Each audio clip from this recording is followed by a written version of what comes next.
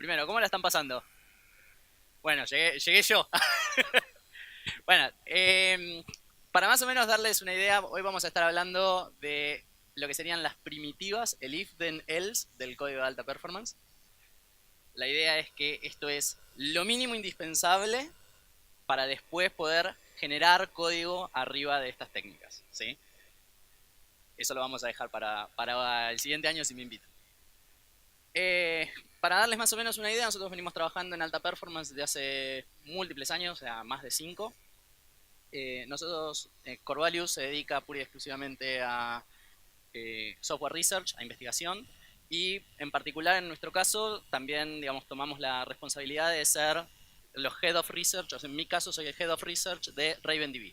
RavenDB es una base de datos escrita enteramente en C Sharp, no hay una línea de código C++ escrita por nosotros, o sea que estamos hablando, ahora vamos a contarles más o menos una idea de cuál es el nivel de performance que nosotros estamos obteniendo y cómo hacemos para llegar hasta ahí. Imagínense que el día lunes, ¿sí? Ustedes vinieron a esta charla, su jefe se enteró y les dice, ah, qué bueno, porque tenemos un cliente que nos vino con esta idea. Entonces, bueno, ahora ya sabes escribir código C# de alta performance, tenemos que llegar a 20.000 millones de operaciones por día. Es un número interesante, como para que más o menos les quede claro. Ahora, si me lo dan a mí este número, yo digo, yo con esto no puedo trabajar. No, no hay manera. Entonces, ¿qué vamos a empezar a hacer? Vamos a empezar a desglosarlo. Vamos a empezar a entender qué es lo que implica este número. Los 20.000 millones de operaciones por día, en realidad la tenemos que dividir por 24 horas. Entonces estamos hablando de 833 millones de operaciones por hora. Bueno, es un número heavy. Todavía no me hago una idea de a dónde estamos parados. Lo bueno es que podemos dividirlo por 60 minutos. Ya más o menos están viendo el patrón, ¿no? Estamos hablando de 13 millones de operaciones por minuto. Sigue siendo un número grande. Por 60 segundos, ¿cuánto le calcula? Sigue siendo un número grande. Entonces, este es un número que por lo menos ya tiene un poco de color. Es grande, pero tiene color. Porque si lo dividimos entre 40 servers, y más o menos estamos hablando de 5.700 operaciones por nodo. Es un número grande. Pero la realidad es que, quitando ahora con el tema del dólar, digamos, generalmente cómo se resuelve esto es, le clavamos 1.500 servers y nos vamos a 154 operaciones por segundo, por nodo. ¿Estamos? Bueno. Cuando llegamos acá, este es un número, yo puedo trabajar con esto. Ese es aproximadamente 5 milisegundos por operación, por segundo, por nodo. Es un budget grande. Imagínense que con 5 milisegundos hacen un juego. ¿Sí? Como para que más o menos se den una idea de la capacidad de cómputo que nosotros tenemos disponible en esos 5 milisegundos. Entonces, nosotros estamos en una zona en la cual podemos decir, bueno, esto es amigable. ¿Sí? Menos de 600 requests por segundo por nodo. Si ustedes usan un framework más o menos bien diseñado, no nos mandamos ninguna así medio grosera, o ningún algoritmo n cuadrado, ni cosa de ese estilo, llegamos. Los problemas empiezan después. ¿Qué pasa cuando nos dicen, bueno, no, pero ojo, pará, yo no puedo poner 1500 nodos porque me fundo antes siquiera empezar, tengo que ir a menos. Nosotros tenemos que llegar ahí. Bueno, ahí ya el nivel de ingeniería al que hay que llegar es no menor, pero sigue siendo todavía manejable. El problema es que nosotros somos una base de datos. Una operación, para nosotros, un multiplicador normal es 10. Porque ustedes van y le piden el usuario, después tienen que ir a agarrar y chequear otra cosa, para decirle sí, dale, pasá. ¿Sí? Entonces, nuestro factor de multiplicación está típicamente acá. Lo bueno es que esto es más o menos estándar a lo largo y a lo ancho de todas las métricas típicas que nosotros podemos usar. En realidad, hay ciertas métricas como latencia, por ejemplo, si yo me banco una latencia de 600 milisegundos, bajarla, esto multiplica o divide, bajarla a 60 milisegundos es una cosa, bajarla a 6 milisegundos y bueno, vas a tener que hablar ya con la gente que maneja la red porque va a ser bastante heavy. Como yo les conté, vamos a hablar de las primitivas, o sea, es lo mínimo indispensable, pero lo que pasa es que para hablar de las primitivas también tenemos que entender otro montón de cosas antes que no voy a poder explicar. Entonces, créanme, no los voy a defraudar, esto es verdad. Cuando nosotros, o sea, por ejemplo en nuestro caso, ¿no? Que vamos derecho al hardware, ¿sí? O sea, yo tengo que ir y escribir en el disco. Escribir en el disco es un paso al kernel. Yo tengo básicamente un interop. Tengo que ir al disco. Tengo que pasar por el kernel. Bueno, nosotros consideramos que eso es un overhead constante, ¿sí? O sea, podemos decir, mira, ¿sabes qué? El overhead es más o menos este. Siempre más o menos vas a estar acá. El problema es cuando ese overhead se vuelve de alta frecuencia, ¿sí? Si yo estoy constantemente paca, sacudiendo, bueno, ese overhead en volumen crece muy rápidamente. Esto es casi si querés, el 99% de los problemas de performance es eso. Cuando yo aloco memoria y tengo que devolvérsela al garbage collector, el garbage collector tiene que laburar para poder encontrar cuál es esa memoria que tengo que devolver. Ese laburo se paga en performance. ¿Sí? Es un trade-off. Me hace fácil escribir código, lo tengo que pagar con ciclo de CPU. En código de alta performance, olvídense, no existen las excepciones, pero no por el costo de la excepción en sí misma, sino por todo el código que yo tengo que agregar en donde tengo el try catch. Toda esa circuitería de qué pasa si saltó una excepción, si no saltó una excepción, que se llama el epílogo y el prólogo, la parte que va adelante y la parte que va al final, todo eso se paga en código de alta performance. En código de alta performance, típicamente tenemos alta frecuencia, quiere decir que estamos constantemente pagando ese código. Estamos al horno. Link, olvídense, no existe. Y eso que está bastante optimizado en las nuevas versiones de Corcielar. Después, y esto es esencial para todo lo que nosotros vamos a ver hoy, es a nivel del Just-in-Time Compiler, los value types se comportan distintos que las clases, ¿sí? Los structs se comportan muy distintos de cómo se comportan las clases. De hecho, lo que vamos a ver es básicamente cómo está hecho span. ¿Sí? Como si ustedes tuvieran que escribir span, ¿cómo se escribe? ¿Y por qué se hace de esa manera?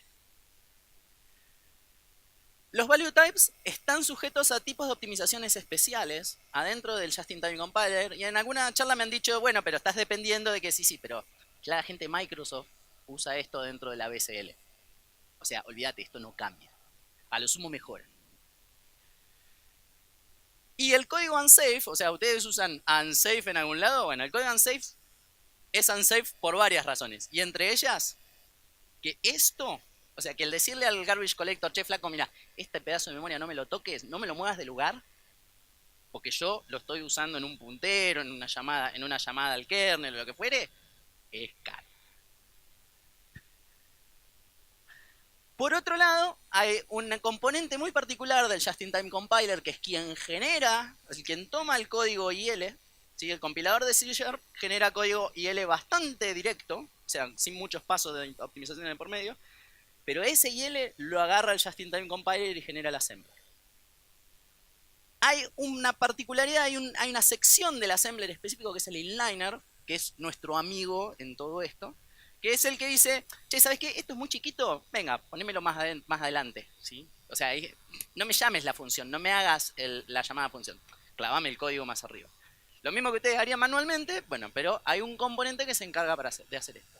Toda esta charla se basa en ayudar al inliner a tomar las decisiones correctas. ¿Por qué queremos que el compiler, digamos que el Just-in-Time Compiler tome las decisiones correctas? Porque las directivas al precompilador son solo hints. O sea, yo le digo, che, mirá, flaco, más o menos esto va así, pero no quiere decir que dentro de toda la lógica de optimización interprete que es verdad.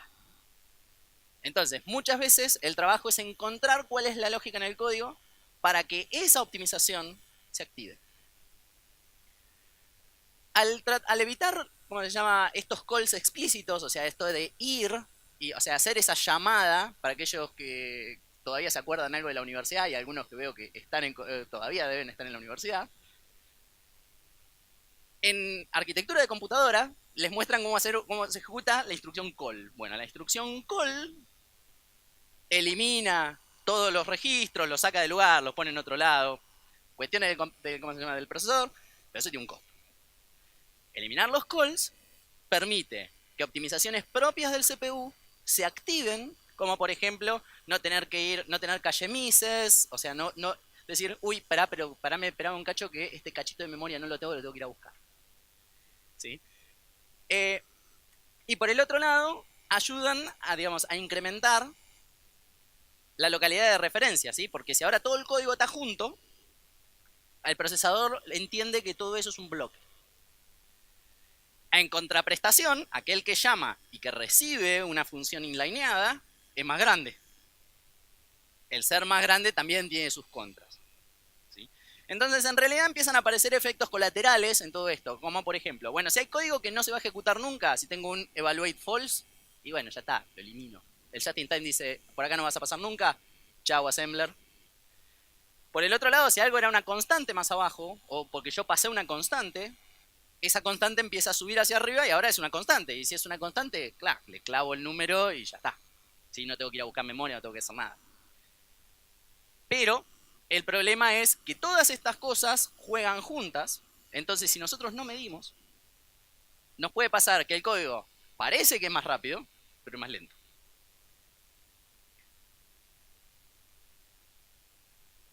El tema es identificar cuándo nosotros podemos aplicar qué tipo de optimización. Porque si uno intentaría aplicar el tipo de optimizaciones que yo voy a mostrar ahora, probablemente no gane nada. Nosotros, la forma que nos encontramos de poder explicar, ¿sí?, qué tipo de optimización uno está haciendo, tiene que ver con esta regla, en lo que nosotros llamamos la regla de bottleneck rule, ¿sí? O sea, es nuestro checklist, básicamente. El 20% del código típicamente se lleva el 80% de los recursos. Que eso que sería el Pareto normal, de 80-20. Ahora, si exponenciamos eso, nos queda que, Pareto por Pareto, que el 4% del código en realidad es el que consume el 64% de los recursos. Y si lo volvemos a exponenciar de vuelta, podemos hacer esto cuantas veces queramos, pero ya después de este ya no tiene mucha gracia, el 0.8% del código se consume la mitad de los recursos. Esto empíricamente a nosotros nos pasa. Cuando yo tengo un problema de performance, lo sospechoso de siempre. Lo interesante de esto es que es como que ya está más o menos bien delimitado quién es quién, ¿sí? Cuando nosotros tenemos un problema, un bottleneck de Pareto 1, estamos hablando de cosas gruesas. Errores arquitecturales, o sea, temas arquitecturales, la red, nuestro mejor amigo, o algoritmos que tienen un orden que se escapa, un orden de ejecución, si alguno se acuerda, de la universidad. Yo no sé cómo me acuerdo todavía. O sea, generalmente son errores que cuando uno se da cuenta dice, ¿cómo puede ser que no me di cuenta de esto? Pareto cuadrado, ya estamos hablando de otro nivel. Ya estamos hablando del nivel, bueno, a ver. Ok, este algoritmo es un algoritmo n cubo. Pero yo siempre lo llamo con cositas chiquititas. No es un problema. Resultó que encontré un caso donde lo llamé con cosas más grandes. Es una optimización que no funciona. ¿Sí? O sea, uso este algoritmo porque es más rápido para cosas chiquitas, pero después le paso una lista de 1.000.000 de elementos y claro, después hay que preguntarse por qué lleva 15 minutos y todavía no respondió. Y después, cuando ya no eliminamos aquel y llegamos acá, estamos al horno. Por eso, ante la duda, primero arriba. ¿Sí? Solo cuando podemos demostrar que no es este el problema o resolver este problema es muy caro, pasamos al que viene y después volvemos a pasar al que sigue. ¿Sí? Yo les voy a contar, por ejemplo, cómo avanzaron en RavenDB esos bottlenecks, ¿no? En 2.0, allá estamos hablando de por lo menos 8 años atrás, 9 años atrás, nuestro problema era que teníamos un single lock, o sea que para escribir una sola persona puede ir y escribir. No teníamos batching, o sea, no podías batchear un montón de operaciones y mandarla todo al disco, por ejemplo. Teníamos un altísimo costo en el interop, o sea, toda esa alta frecuencia nos la estábamos comiendo en interop.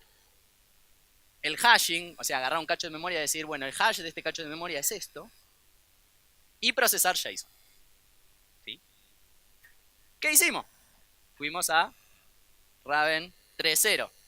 ¿En donde nos cargamos el batching operation, nos cargamos el costo de interop y nos llevamos el hash. Quiere decir que apuntamos a problemas que son arquitecturales. O sea, es cómo resuelvo yo estos problemas. ¿Qué pasó? En 3.0, claro, está bien, sí. Eliminamos este. Pues creamos estos dos. Porque claro, destrabamos arriba, llegamos hasta abajo, hasta la microoptimización, pero nos encontramos con aquello. Lo mismo en la CPU y en la memoria. ¿Sí? Procesamiento de JSON, lo mejoramos un montón. Sigue siendo uno de los candidatos de siempre, los sospechosos de siempre. Las allocations era otro. Después, algo muy interesante que ya entra en el campo de la microoptimización es, ya nos estaban matando las virtual calls. ¿Sí? O sea, el polimorfismo hermoso, bueno, te mata. Después tiene que ver con cómo nosotros estructuramos la información en el disco, digamos, hay todo un montón de cosas que empiezan a aparecer como bottlenecks que ya no son, o sea, vuelven a ser, o sea, nosotros llegamos hasta abajo y ahora ya para destrabar tenés que volver a destrabar desde arriba.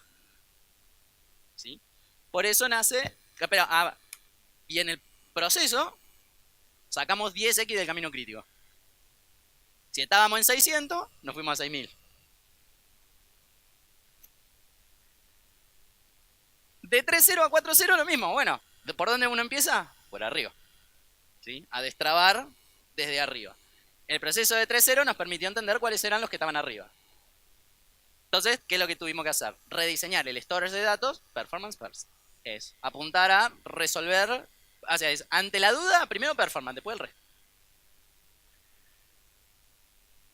No alocar, o sea, si vamos a alocar memoria, tiene que estar muy clarito por qué lo alocaste. Ser muy predecible para el procesador cómo nosotros vamos a alocar esa memoria y para el kernel o cómo vamos a usar esa memoria.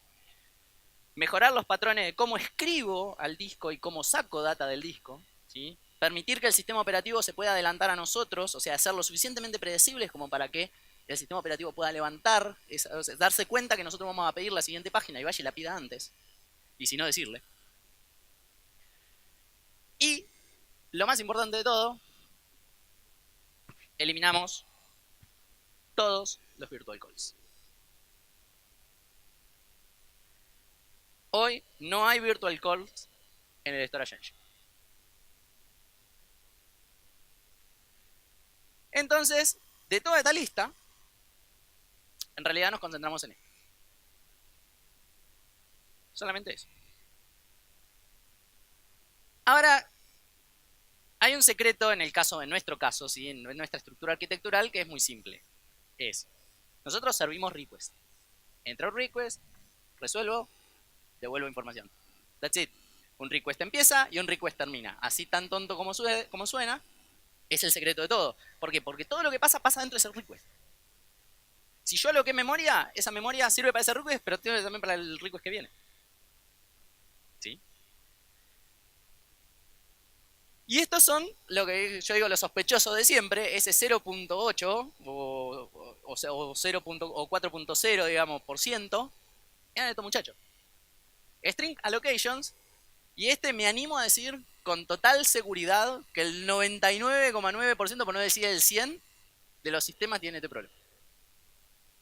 Que es el alocar strings. Después siguen las colecciones, los objetos que yo creo que después, como se llama, ya no necesito más, etc. Entonces, ¿cómo eliminamos las allocations? Básicamente, para nosotros los strings no son más strings, cacho de memoria. Punto. En C#. Por el otro lado, esto del secreto, ¿no? Nosotros podemos hacer un pooling por request. Es decir, yo reservo memoria. Cuando viene el próximo request, ¿para qué voy a reservar memoria si yo la tenía reservada? Sigo con eso. Vuelvo a usar lo mismo. ¿Necesito más? Uy, sí, bueno, vamos a pedir más. Ah, che, me sobra demasiada. Bueno, devolvela. ¿Sí? Y por el otro lado, pooling por tipo de objeto. ¿Sí? O sea, hay objetos que son, nada, las listas. Una lista crece, crece, crece, crece, crece y reserva memoria. Y si yo hago un clear, me la chica. Bueno, no hacemos clear, la devolvemos. Y empezamos desde cero. Pero la memoria ya está seleccionada. O sea, nosotros ya tenemos esa memoria, no la vamos a usar más. Sí, después te cae un request con 1.000.000 y bueno, sí, tenés una lista de 1.000.000. Pero el próximo va a usar memoria que está prealocada. Y quizás el más importante, ¿y por qué digo el más importante? Porque es el que mejor se acerca a la cuestión que nosotros vamos a hablar hoy, que es los allocations en el stack. ¿Sí? Es evitar hacer new class. ¿Sí? Para que más o menos se den una idea, esto es nuestro amigo el string. Como verán, no tiene mucha ciencia.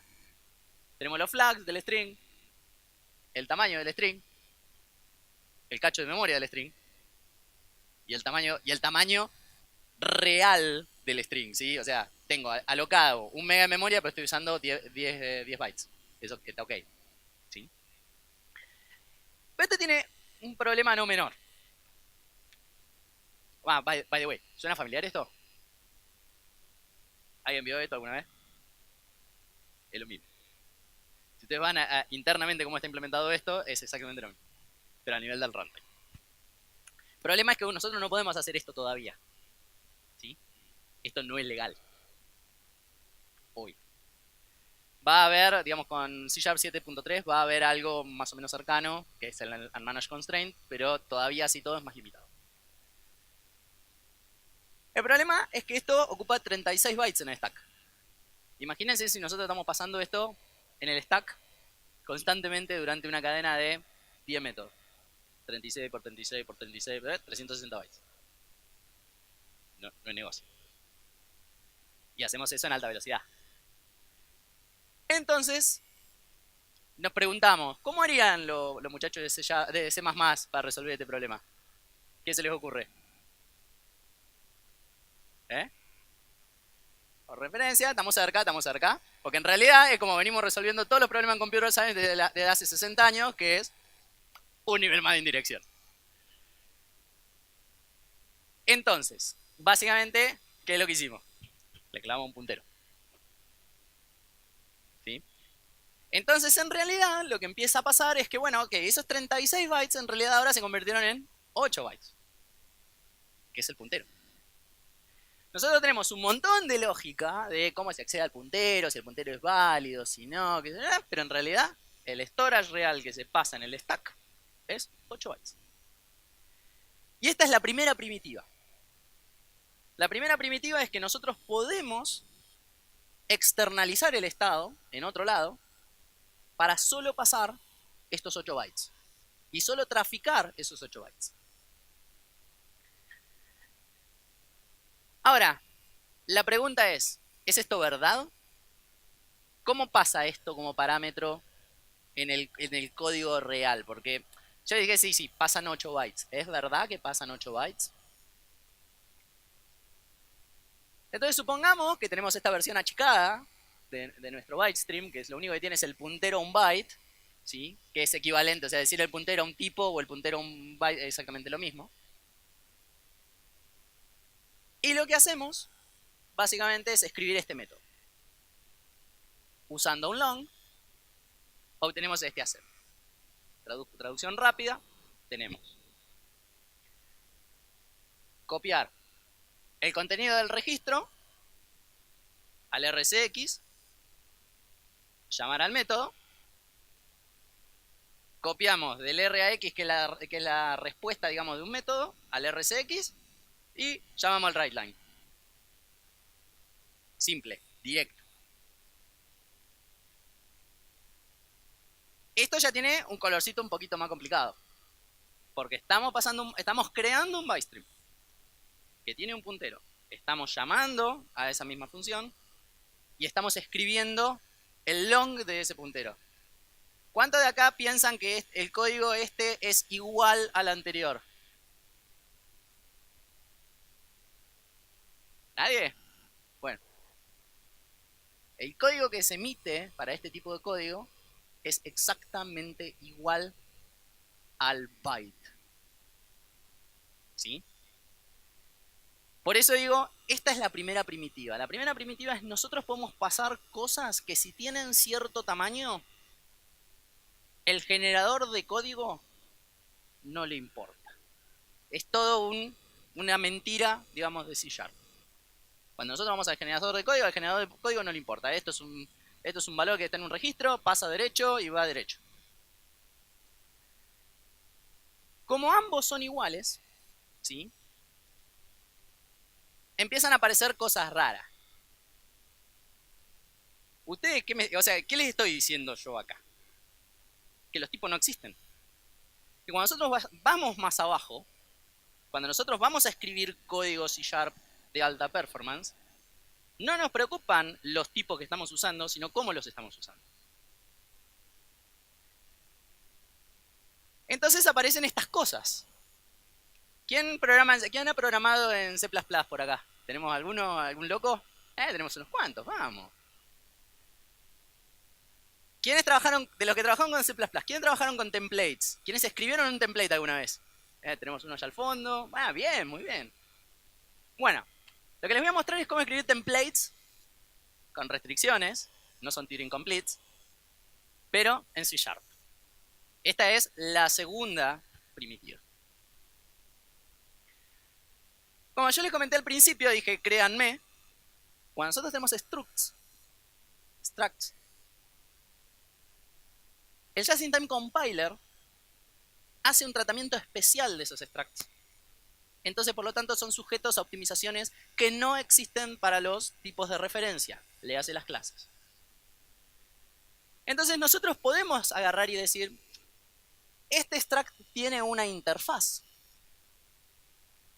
En este caso, que llamamos eMarker, que lo único que hace es vacía, no podemos llamar ningún método sobre esta interfaz, y construir dos structs distintos, totalmente distintos. O sea, si uno va y quiere compilar algo que pide un marker I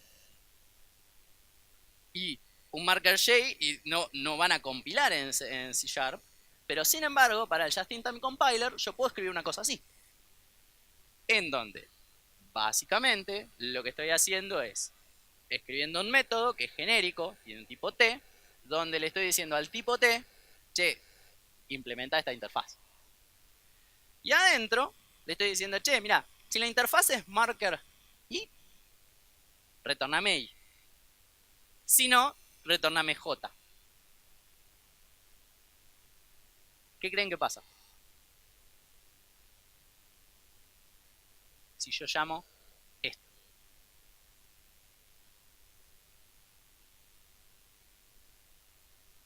Tengo este código. Hago una llamada con 1 y 0 con marker I.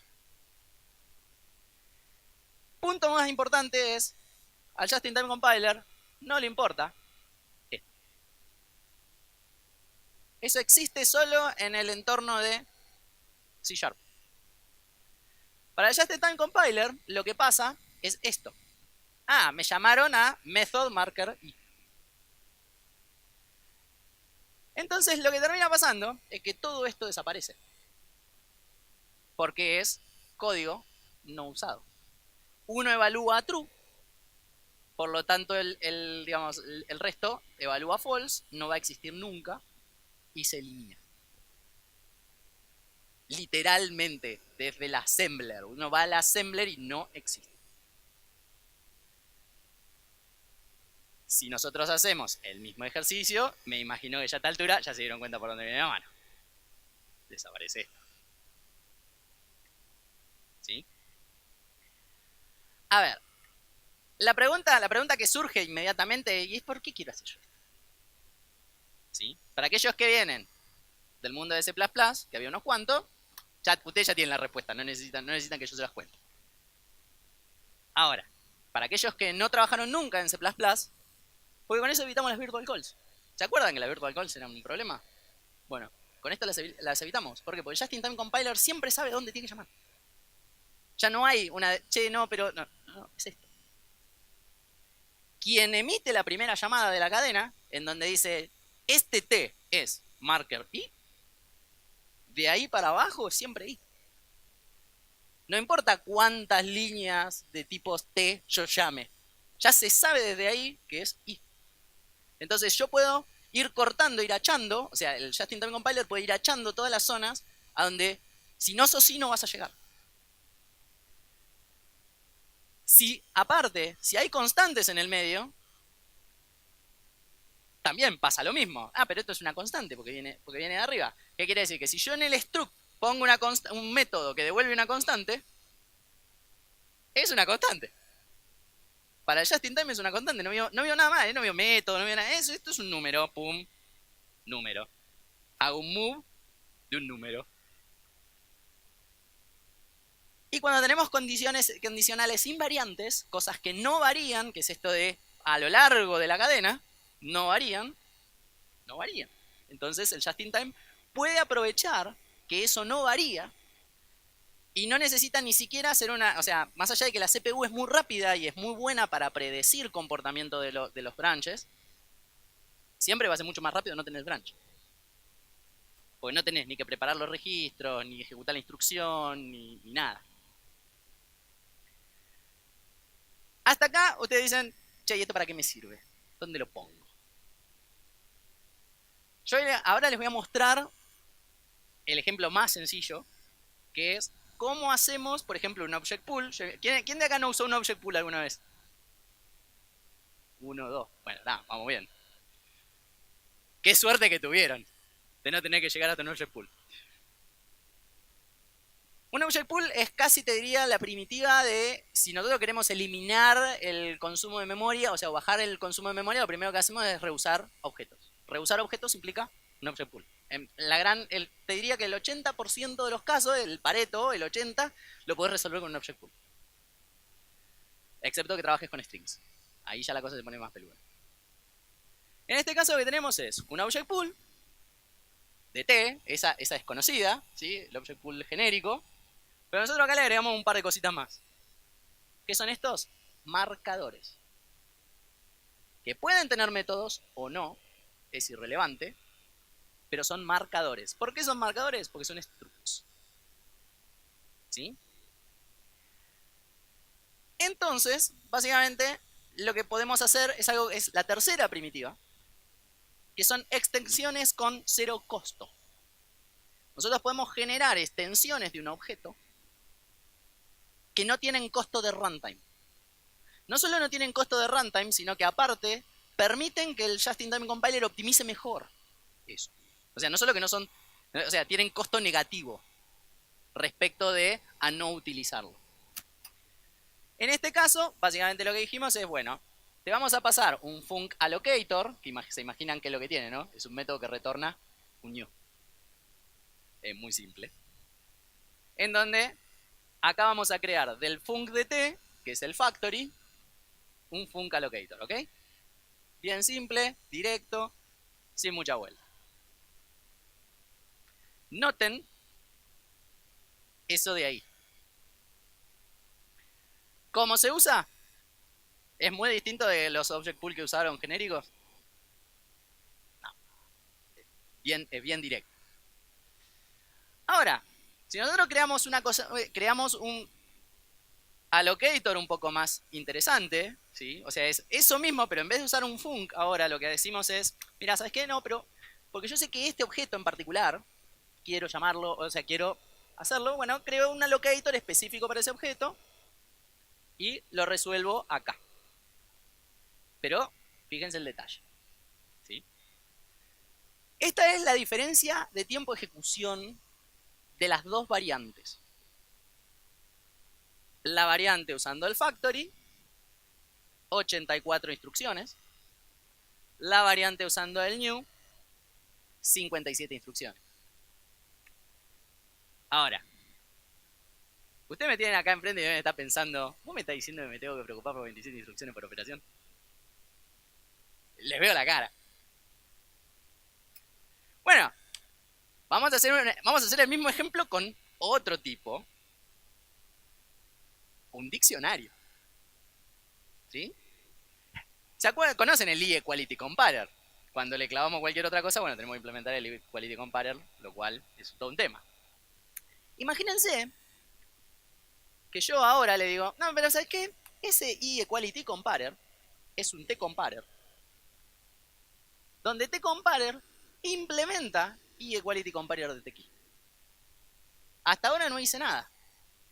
Lo único que le dije fue, mira, ¿sabes qué? En el diccionario hay un nuevo tipo que se llama T-Comparer a que yo le puedo poner algo que implementa esa forma.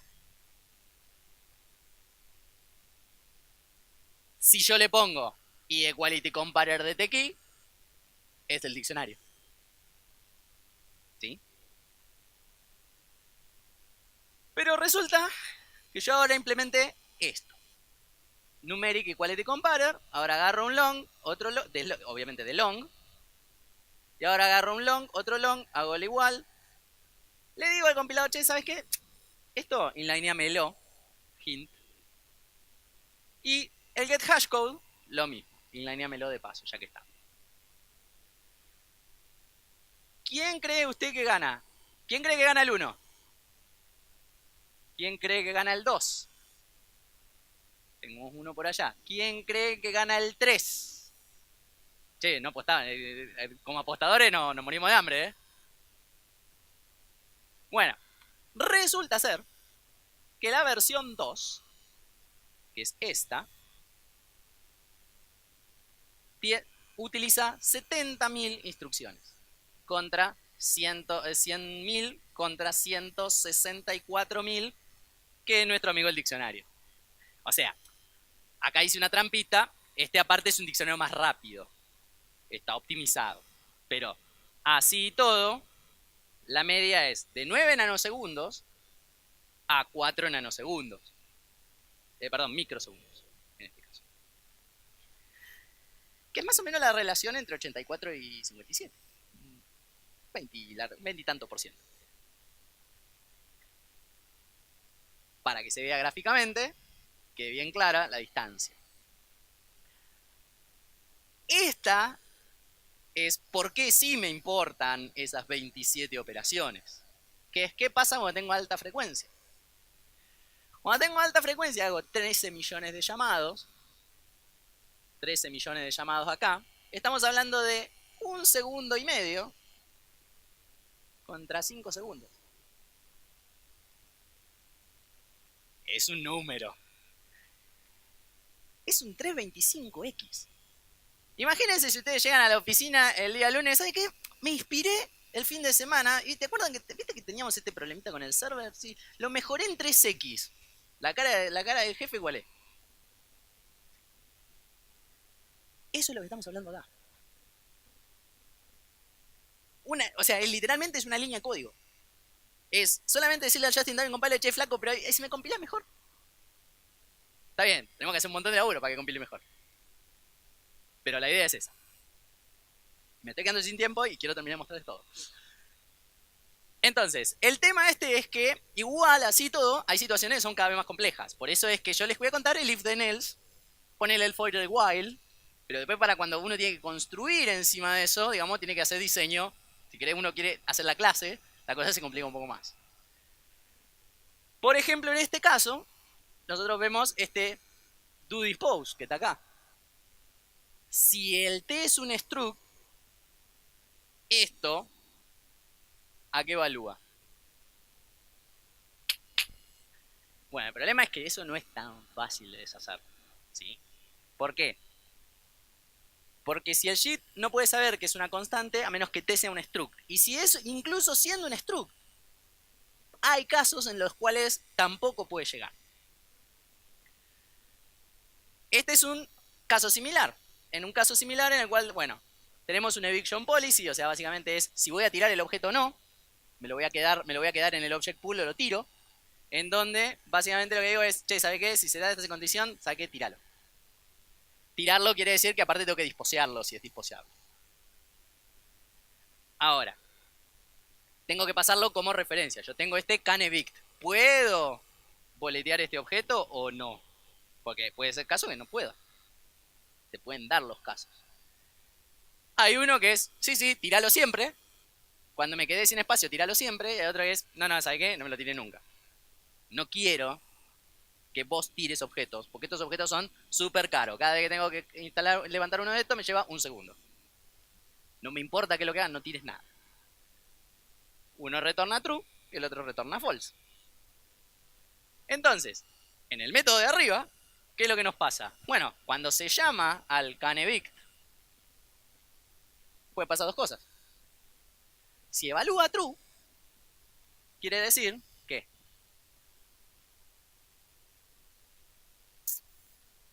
el código queda, pero el true se va. Cualquier cosa que vos hagas AND con true. Pero más interesante es qué pasa si evalúa false. ¿Qué ve el just-in-time compiler? Dice, pará, esto es false. Esto no va. Pero, ¿sabés una cosa? Si yo me voy a comer una cosa y no la voy a usar, también se va. Y si esto se fue, la llamada también se va. ¿Sí? Más arriba. Esta es la cadenita. Cómo esas decisiones, como el escribir código de esa manera, permite que uno pueda ir cortando pedazos del código y solo se emita el código específico que yo necesito. Bueno, este es el mismo caso que pasa arriba. Pueden pasar otras cosas. Tengo algoritmos que son, si uno va al librito, es, pero si tienen esta forma se pueden resolver de esta manera, si tienen esta forma se puede resolver de esta otra, bueno, lo mismo. Si es de 32 bits, de una manera, si es de 16 bits, de otra manera. Bueno, ¿cómo hago? Lo configuro. Le digo, ¿con qué tipo quiero jugar? Entonces te aparece un LZ4, que es un algoritmo de compresión, en donde, dependiendo de de lo que sepa quien llama, va a tener caminos distintos y va a hacer cosas distintas y código assembler distinto de acuerdo a cómo se lo llame. Por ejemplo, en este caso, si usás una tabla hash de 16 bits o una tabla hash de 32, tenés que ejecutar código distinto. Si vos la llegás a mezclar, se va todo al pasto. Bueno, pero como queda fijo por el tipo, siempre esas llamadas se van a hacer para el 32 o siempre se van a hacer para el 16.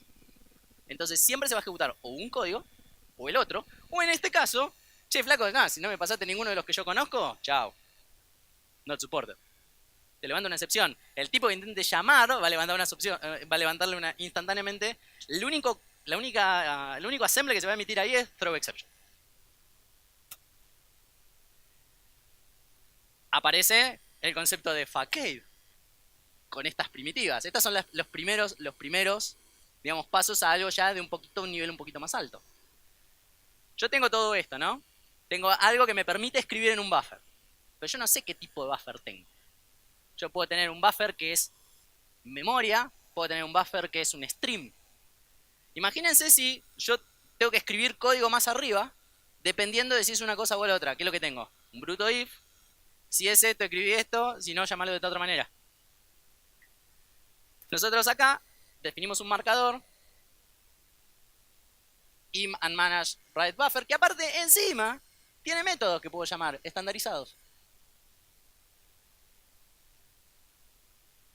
Cuando tengo una clase que utiliza esto, le digo, sí, ¿sabes qué? Pero tenemos un twriter. Y el twriter ¿qué estructura tiene? Y tiene aquella. Entonces yo puedo llamar tranquilamente sin ningún problema esa implementación, cualquiera de los métodos de esa interfaz, en forma directa. Como es un struct, de nuevo, es gratis. Entonces, pasan estas cosas. En donde este código vale lo mismo si lo escribo para un stream, si lo escribo para un cacho de memoria, si lo escribo para un byte, si lo escribo para lo que escribir en la consola. Da lo mismo. Este código siempre va a ser el más rápido y el más efectivo para el caso en el que yo lo esté llamando.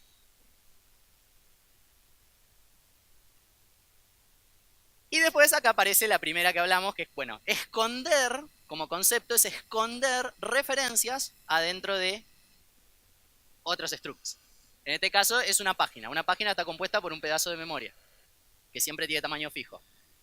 Yo puedo devolver el pedazo de memoria, pero para nosotros, para pensar, es muchísimo más fácil pensar en términos de página.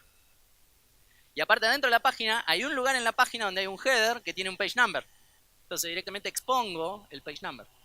Entonces, para la persona que lo usa, esto es una página.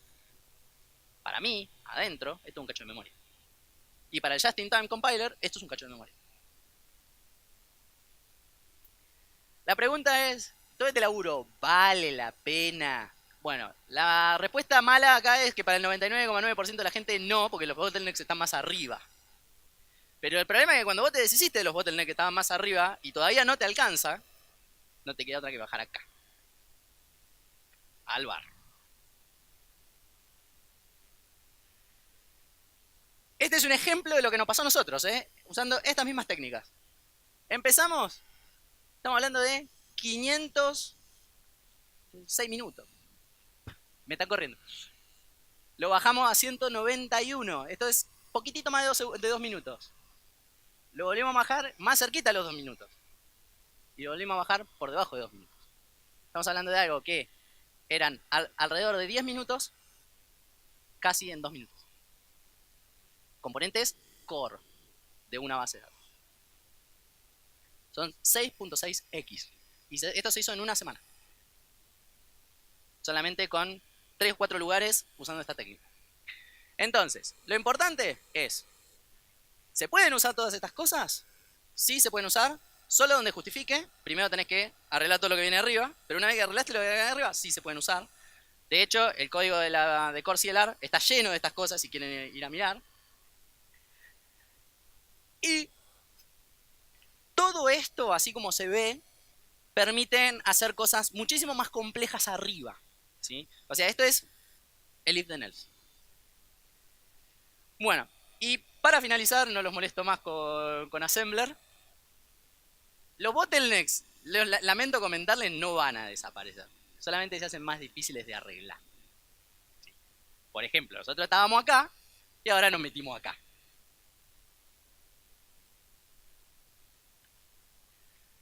Bueno, muchísimas gracias. Muchas gracias.